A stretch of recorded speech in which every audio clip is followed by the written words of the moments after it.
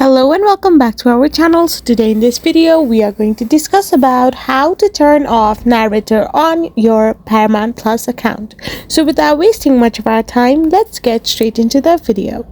So for this, all you need to do is simply tap open a web browser of your preference and type in the URL www.paramountplus.com, which will then take you to the official website of Paramount Plus.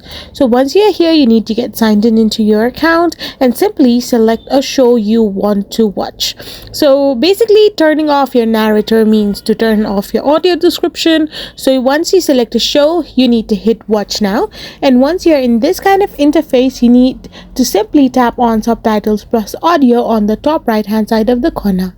So once you do this, you will end up in this interface where in the audio section you can find two options.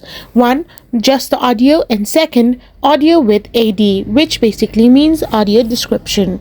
So simply select the one without the AD option and you will be able to turn off narrator on Paramount Plus watching that specific show. I hope you found this video helpful, so don't forget to hit that subscribe button and do give us a thumbs up. We will be back again with more interesting videos. Thank you for watching, and we will be back really soon.